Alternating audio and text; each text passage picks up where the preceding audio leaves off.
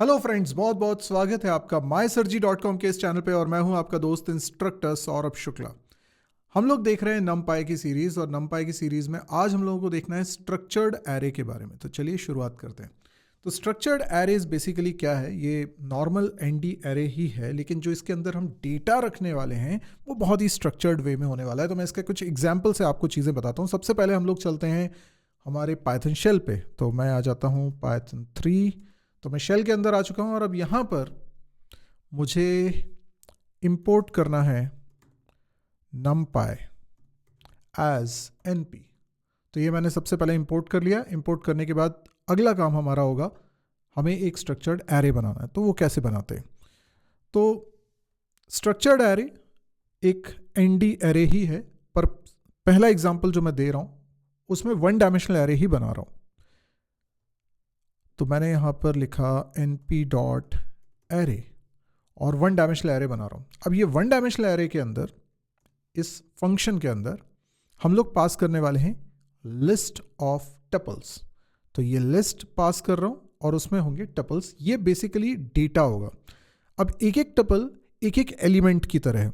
तो यहाँ पर जैसे मैंने एक टपल बनाई और इस टपल के अंदर मैं डेटा रख रहा हूँ। मैंने लिखा प्रिया, ठीक है, ये एक स्ट्रिंग हो गई। उसके बाद मैंने सपोज करो उसकी एज रख दी, देन मैंने उसका वेट रख दिया, काफ़ी हैवी है, 80.0 kg। एंड ये मेरा पहला डेटा हो चुका है, और ये स्ट्रक्चर्ड है। आप देख रहे हैं इसमें 3 वैल्यूज़ का मिलाकर एक एलिमेंट बन रहा है। अभी तक हम लोग क्या कर रहे थे? हम लोग सिंगल सिंगल एलिमेंट रख रहे थे, तो वो एटॉमिक वैल्यूज़ थी। लेकिन अभी हमने स्ट्रक्चर्ड वे में वैल्यूज़ रखी हुई हैं, और सेम इसी वे में हम दूसरी वैल्यू भी रखने जा रहे हैं। तो सबसे पहले हम रखेंगे नाम, let's say Arjun, and then age 23, weight is 70.3। ये हो गया हमारा दूसरा डेटा। एक और डेटा, या ठीक है, 2 डेटा से भी अभी आपको समझ में आ जाएगा। मैं 2 क्या, ऐसे कितने भी डेटा को रख सकता हूँ। अब यहाँ पे एक चीज़ और आपको करनी है। जब आप ये बना रहे हो तो आप डेटा टाइप भी बताओ साथ में। अब डेटा टाइप कैसे बताओगे? तो ये जो आपने लिस्ट प्रोवाइड करी है, लिस्ट ऑफ टपल्स, इसके बाद कॉमा लगा के हमेशा की तरह आप लिखिए डी टाइप। अगर आप टाइप भी बता रहे हैं तो डी टाइप। अच्छा, ये मैंने बता दिया। और आप कहेंगे कि अगर डी टाइप नहीं बताएं तो क्या होगा, है ना? ठीक है, बन जाएगा, कोई इशू नहीं है। पर फिर आप इन एलिमेंट्स को कैसे एक्सेस करेंगे? तो आप लिखेंगे A1 लेट्स से 0। तो ये पहले पूरा डेटा आएगा, ठीक है। तो डिफ़ॉल्ट डेटा टाइप तो वो ले ही लेता है जो आपने स्पेसिफाई किया उसके हिसाब से।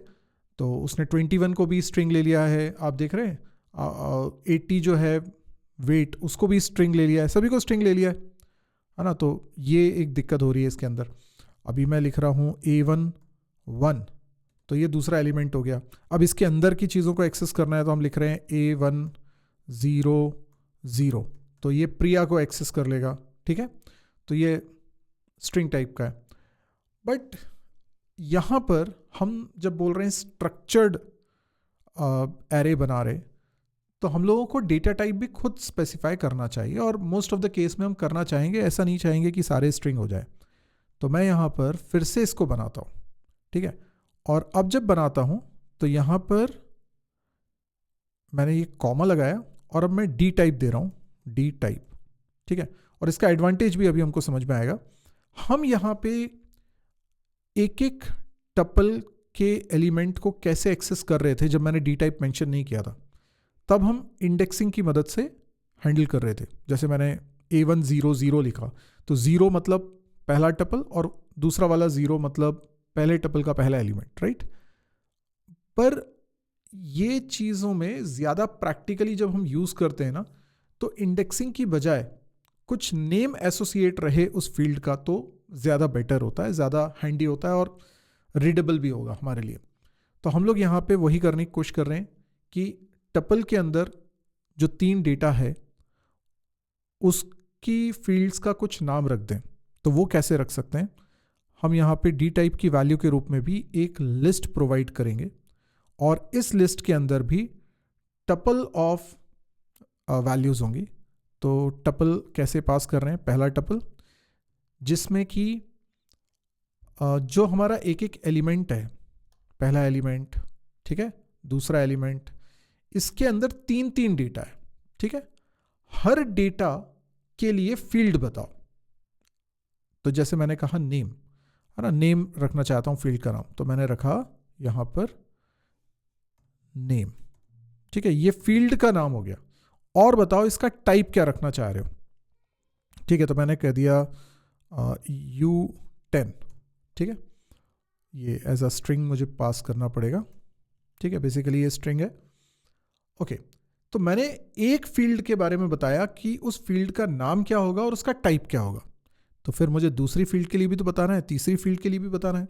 तो मैं लिखूंगा एक और टपल जिसमें मैं लिख रहा हूं एज, और एज की वैल्यू,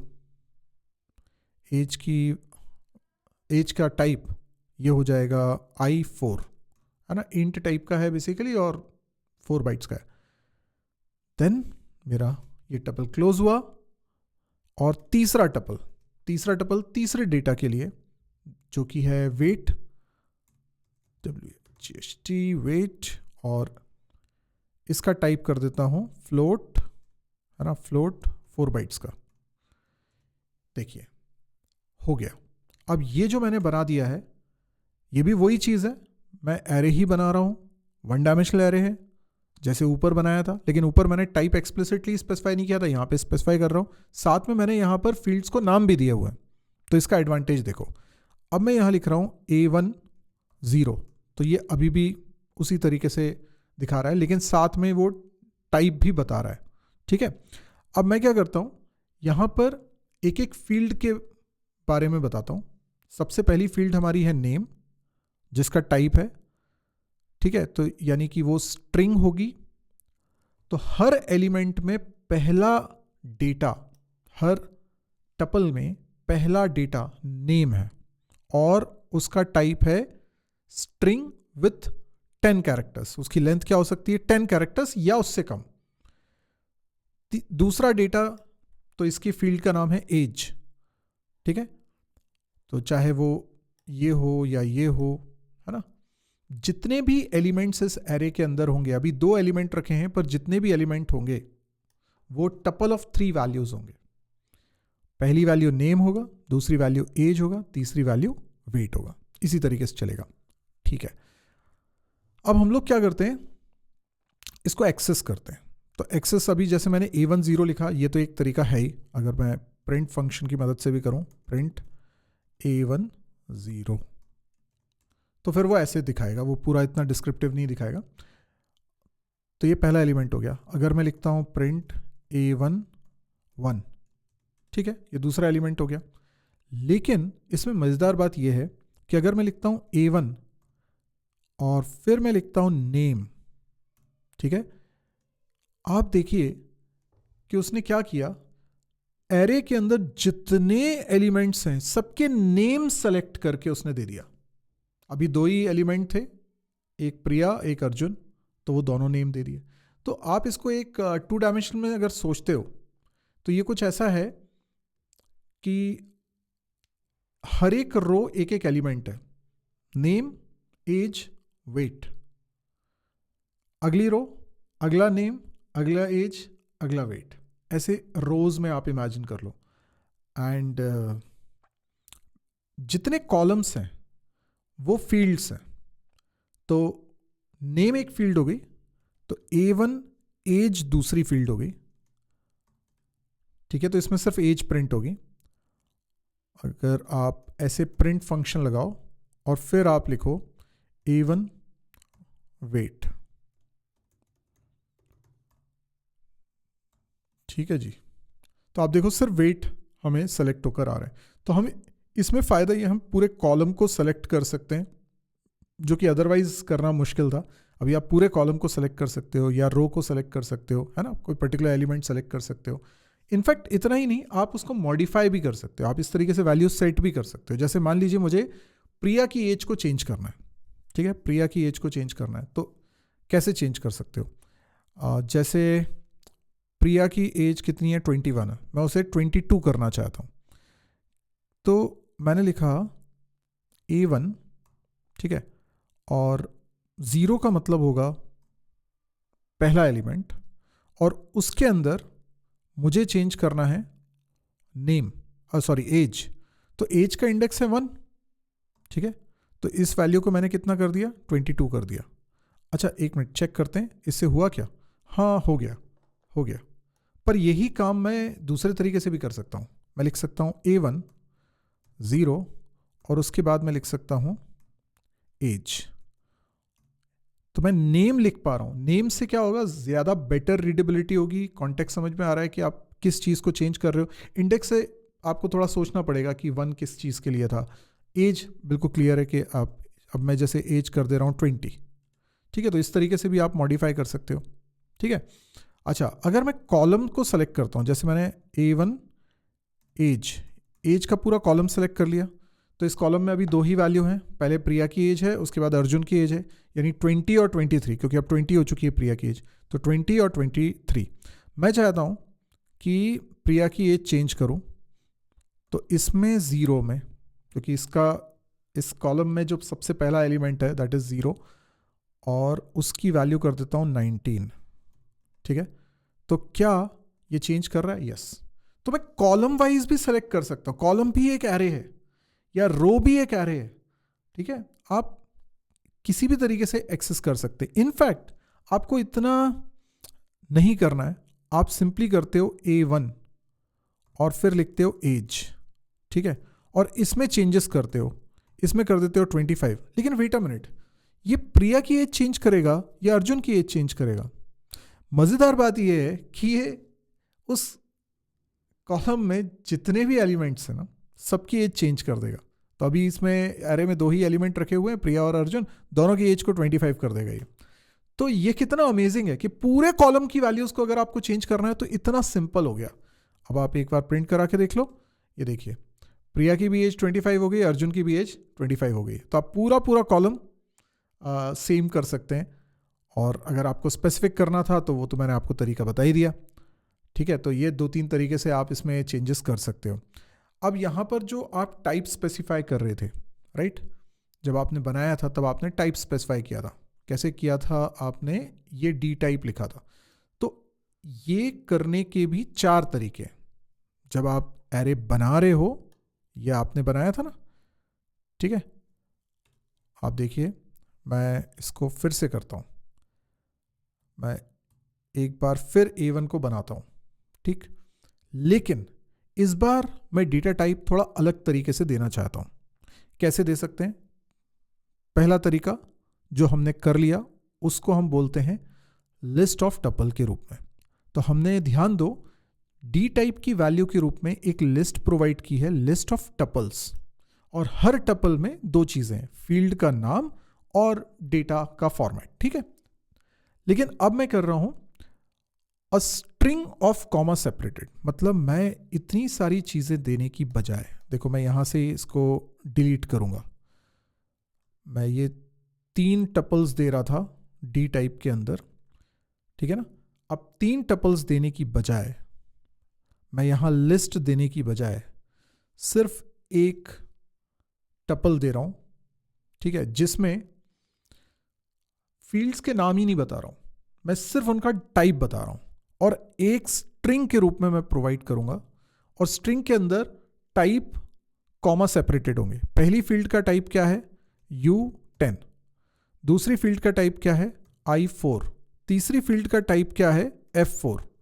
आप देख रहे हैं मैंने और कुछ नहीं किया, बस इतना ही, तो ये बन गया। सेम चीज हो रही है, लेकिन प्रॉब्लम क्या है, यहां पे फील्ड के नाम स्पेसिफाई नहीं करे। जब आपने फील्ड के नाम स्पेसिफाई नहीं करे तो भी बाय डिफॉल्ट नेमिंग रहती है। अब आप कहेंगे कि फील्ड के नाम हमने नहीं डिसाइड किया तो क्या नाम होगा? तो आप अगर लिखते हैं A1, तो बेसिकली ये F फील्ड का F, और उसके बाद फिर न्यूमेरिक वैल्यू जो कि उसका सीक्वेंस होगा इंडेक्स जैसा। तो यहां पे 3 फील्ड्स हैं, तो उनके नाम हो जाएंगे F0, F1, F2। ये बाय डिफॉल्ट नेमिंग कल्चर इसमें यूज होता है अगर आपने स्पेसिफाई नहीं किया तो मैं यहां पर A1 F0 करता हूं, ठीक है, F0, ठीक है। तो ये क्या कर रहा है, नेम्स दे रहा है। अगर मैं करता हूं A1 F1 तो ये आपको एज दे रहा है। ऑब्वियसली आप इस तरीके से करोगे नहीं, क्योंकि ये F0 F1 ज़्यादा मीनिंग कंटेन नहीं कर रहे हैं, है ना। A1 F2, okay. तो इस तरीके से हम वेट भी देख पा रहे हैं। अब हम देखेंगे तीसरा तरीका, क्योंकि हम देख रहे हैं कि डेटा टाइप कैसे कैसे मेंशन कर सकते हैं, तो मैं एक तीसरा तरीका और आपको बता रहा हूं। तो यहां पर अभी तो मैंने डी टाइप की वैल्यू एक सिंगल टपल पास किया था जिसके अंदर एक स्ट्रिंग थी और टाइप उसमें कॉमा से सेपरेटेड थे। पर अब मैं क्या करने वाला हूं, मैं यहां पे फील्ड के नाम भी प्रोवाइड करना चाह रहा हूं, फॉर्मेट भी प्रोवाइड करना चाह रहा हूं। तो मैं एक डिक्शनरी पास करूंगा, a dictionary of field parameter arrays. तो डिक्शनरी पास करना है मतलब करली ब्रैकेट लगाना है, और की क्या होगी, की नेम्स, ठीक है, नेम्स ये की है। तो इसमें आप फील्ड के नाम बताओगे, और नाम कैसे बताओगे, ऑब्वियसली कोलन लगाओगे और एरे के रूप में, ठीक है। तो तीनों फील्ड्स के नाम बताओ। पहला नाम हो गया नेम, दूसरा हो गया एज, तीसरा हो गया वेट, ओके। तो ये आपने एक एरे या लिस्ट प्रोवाइड कर दिया, ओके। देन अब आप बताओ फॉर्मेट,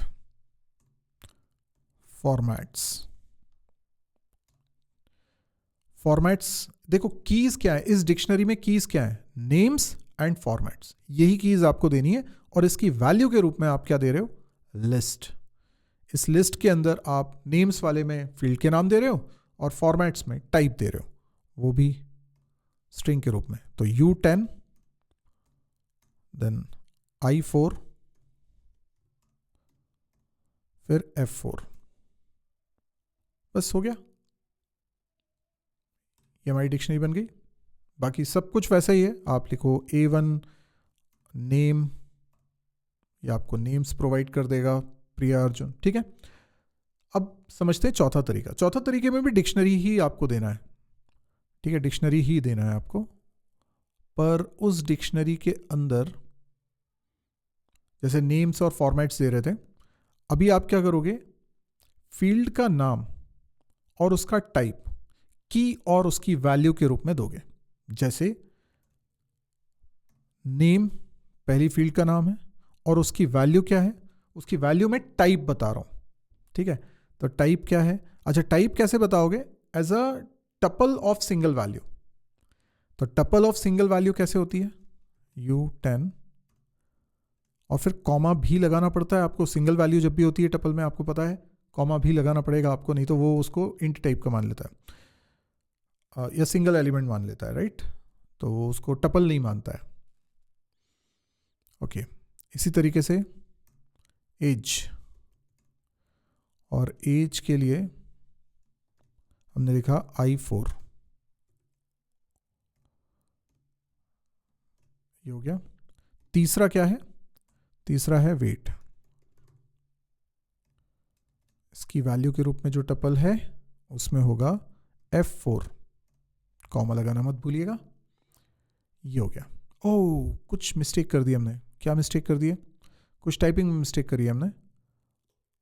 ओके, आई थिंक इसमें एक मिस्टेक ये हो रही है कि यहाँ पर हमें सीक्वेंस भी प्रोवाइड करना पड़ेगा, देखते हैं। आई थिंक ये 0 आएगा, ये 1 है, ये 2 है, हाँ बस ये थोड़ी सी मिस्टेक थी। तो हम लोगों ने यहाँ पे सीक्वेंस भी बता दिया उसका कि ये पहला है, दूसरा है, तीसरा है, तो ये भी हमको बताना रहेगा बस। अब ठीक है, कोई दिक्कत नहीं है। तो एंट्री जो है या तो 2 टपल की एंट्री होगी या 3 टपल की एंट्री होगी, इस तरीके से ये बोल रहा था। अब इसके पहले मैंने जो सिंगल वैल्यू का टपल बना दिया था, पर वो बोल रहा है कि नहीं 2 टपल या 3 टपल ही होता है। हालांकि ये जो तरीका है ये बहुत ज़्यादा अप्रिशिएट नहीं किया जाता है। इस तरीके को यूज़ करने को डिस्करेज करा जाता है।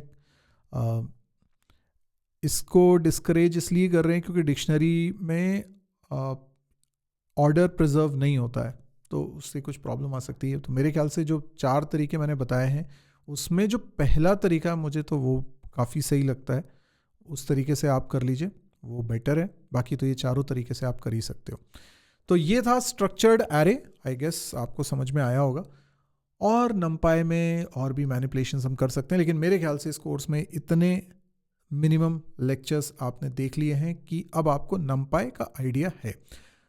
लेकिन ये चीज़ें याद कैसे रहेंगी? आपको इन्हें प्रैक्टिस में रखना होगा। प्रैक्टिस में कैसे रहेगा?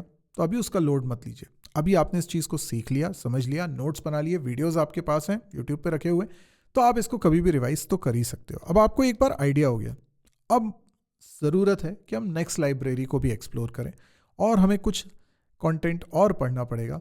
जब हमारे पास नॉलेज हो जाएगा कुछ लाइब्रेरीज का, तब जाके हम इनको यूटिलाइज करके एआई में कुछ काम कर सकते हैं, राइट? जैसे कि हम मशीन लर्निंग का कुछ मॉडल बनाना चाहते हैं, तो उसके लिए अगर हम इनको यूज़ करेंगे तो कैसे करेंगे, या डेटा साइंस में यूज़ करेंगे तो कैसे करेंगे, वो सब भी हम लोग देखना शुरू करेंगे। लेकिन उसके पहले हम लोग इक्विप्ड हो जाने चाहिए इन लाइब्रेरी से, इसका बेसिक आइडिया होना चाहिए। तो बस नमपाई के बाद अब दूसरी लाइब्रेरीज को एक्सप्लोर करने का सही वक्त है।